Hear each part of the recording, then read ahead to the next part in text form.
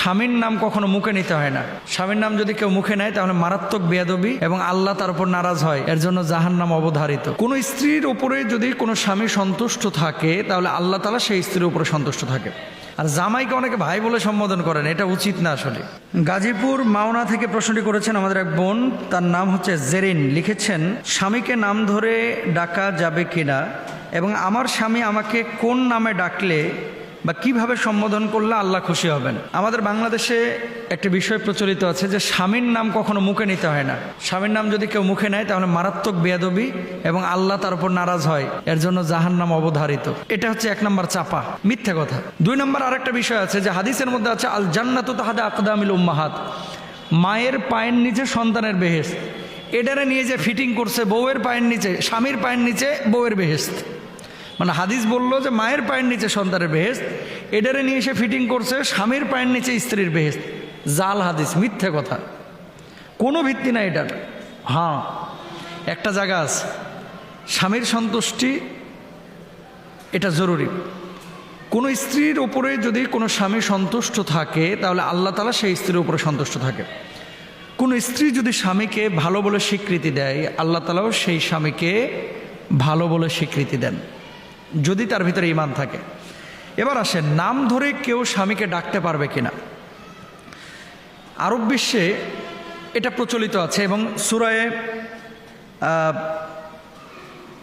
ইব্রাহিম আলাইহিস সালাতু ওয়াস সালামকে যে তার স্ত্রী যখন ইসমাইল আলাইহিস সালাতু ওয়াস সালামকে এবং হাজরা আলাইহিস সালাতু ওয়াস সালামকে যখন তিনি কাবার এই প্রান্তরে সাফা মারওয়ার এখানে রেখে চলে যাচ্ছিলেন, তখন ইয়া ইব্রাহিম বলে তিনি সম্বোধন করেছিলেন যে হে ইব্রাহিম, তুমি আমাদেরকে এমন উপত্যকায় যেখানে জনমানব নাই, এই জনমানবহীন এরকম একটা উপত্যকায় তুমি আমাদেরকে রেখে চলে যাচ্ছ। তার মানে হাজরা আলাইহিস সালাতু ওয়াস সালাম ইব্রাহিম আলাইহিস সালাতু ওয়াস সালামকে ইয়া ইব্রাহিম বলে মানে সম্বোধন করেছিলেন।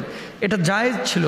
রাসূল আকরাম সাল্লাল্লাহু আলাইহি ওয়াসাল্লামকে স্ত্রীরা নাম ধরে ডাকতেন না, কিন্তু আরব বিশ্বের সমস্ত বাসাবাড়িতেই স্ত্রীরা স্বামীদেরকে নাম ধরে ডাকেন, সাহাবীদেরকেও নাম ধরে ডেকেছেন।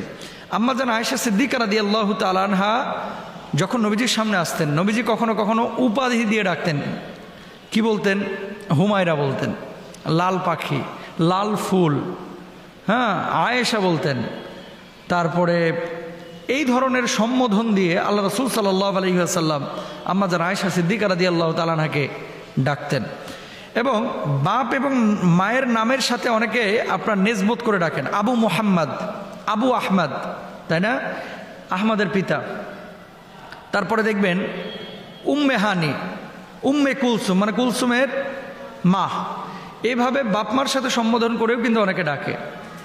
তো বাংলাদেশে এটাকে কেন খারাপ দৃষ্টিতে দেখা হয়? খারাপ দৃষ্টিতে এই কারণে দেখা হয়, আমরা তো বাংলা ভাষাভাষী, স্বামীকে আমরা মর্যাদা দিই, ইজ্জত দিই, অনেকে ইজ্জত দিই না।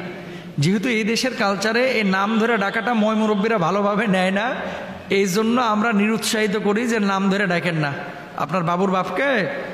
এখন আপনার স্বামীর নাম জামাল, যদি বলা হয় যে জামাল বলে আপনি ডাকেন, ও জামাল থেকে পরে জামাইল্লা বানায় ফেলে। কথা বুঝতে পেরেছেন? এখন কেউ যদি ডাকে সুন্দর করে যে এই জামাল কেমন আছে, কেমন আছো, এই জামাল ভাত খাবা না, এটা তার জন্য হারাম না। যদি জিজ্ঞেস করা হয় যে আপনি আপনার বউকে নাম ধরে ডাকতে পারবেন, ডাকতে পারবেন, কোনো সমস্যা নাই। কিন্তু যেহেতু কালচারের মধ্যে এটা নাই, এই জন্য মাকরুহে তানজিহি পাকিস্তানের কয়েকজন ওলামা ইকরাম বলেছেন যে এটা আসলে উচিত না, যেহেতু প্রচলিত না। তবে আমাদের দেশে কি বলে সম্বোধন করে? আমাদের দেশে সম্বোধন করে সালমানের আব্বা, মরিয়মের আব্বা। আবার মরিয়মের আব্বাও বউকে সম্বোধন করে, কি গো শুনছো, ও গো শুনছো, কি গো শুনছো, এইভাবে সম্বোধন করে। তা ইশারা ইঙ্গিতে এরকম যদি সম্বোধন করেন এটা তো ভালোই, স্বামীরাও খুশি থাকে, বউরাও খুশি থাকে। তবে হ্যাঁ, নাম ধরে যদি ডাকেন আপনি ডাকতে পারেন, এটা হারাম না। তবে কালচারে নাই দেখে আলেম ওলামারা না করেন। অনেক সময় দেখবেন বউকে আপনি করে সম্বোধন করলে, বউকে আপনি করে সম্বোধন করলে অনেক মুরব্বীরা বলে বউকে আবার আপনি বলতে হয়, তুমি করে বলতে পারো না। স্বামীকে আবার আপনি বলতে হয়, তুমি করে বলতে পারো না। অনেক স্বামী আছে আপনি শুনে খুশি, অনেক বউরা আছে আপনি শুনে খুশি, অনেকে আছে তুই বললে খুশি, অনেকে বলে তুমি বললে খুশি, তাই না? তো এখন আপনার ওয়াইফ বা আপনার হাজব্যান্ডের মেন্টালিটিটা আগে আপনাকে বুঝতে হবে যে আসলে সে কোনটা বললে খুশি হয়। আপনি সেভাবে সম্বোধন করেন। আর জামাইকে অনেকে ভাই বলে সম্বোধন করেন, এটা উচিত না আসলে। বিয়ের পরে ভাই হইতে পারে না। ওই খালাতো ভাইয়ের সাথে বিয়ে হয়েছে, কয় কি গো কালাম ভাই, মাছটা আনতে যাবা না? সুন্দর শোনা যায় না আসলে। ভাই আগে ছিল, কাজের আগে ছিল, এখন তো বিয়ে হয়ে গেছে। এখন আপনি হয় নাম ধরে সম্বোধন করেন অথবা আপনার ছেলে বা মেয়ের নাম ধরে ইন্ডিকেট করেন, এটাই ভালো। তবে নাম ধরে ডাকাটা হারাম না। আবারও বলি, আমাদের কালচারের সাথে যেহেতু যায় না, পাকিস্তান এবং ভারতের ওলামা ইকরাম এটাকে মাকরুহে তানজিহি বলছে। মাকরুহে তানজিহি, এটা হারাম না, ভুল বোঝা যাবে না। আচ্ছা, আর তারপরে কি নামে বউকে ডাকলে খুশি হয়? বউকে যে নামে ডাকবেন আপনি, এমন আবার নাম বলা যাবে না। বাপরে বাপ, ভালোবাসতে বাসতে কয় ও হ্যাঁ তুমি আমার মায়ের মতো, এটা বললে কিন্তু বউ তালাক হয়ে যাবে, সম্পর্ক ছিন্ন হয়ে যাবে। হ্যাঁ, অনেকে বলে টুনটুনি, অনেকে বলে মানে বিভিন্ন রজনীগন্ধা ফুল, মানে ফুলের নাম ধরে ডাকে।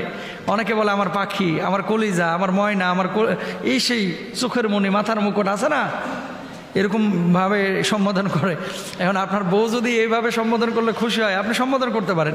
কিন্তু এখানে একটা বিষয় মাথায় রাখতে হবে, আমরা অনেকে বলি কি আমার লক্ষ্মীটা, আমার প্রিয়টা, আমার কলিজাটা, প্রিয় কলিজা এগুলো বলতে পারেন, কিন্তু লক্ষ্মী বলে সম্বোধন করবেন না, এটা করবেন না। এটা হিন্দুয়ান একটা শব্দ। আল্লাহ তাআলা আমাদের সবাইকে বোঝার তৌফিক দান করুন।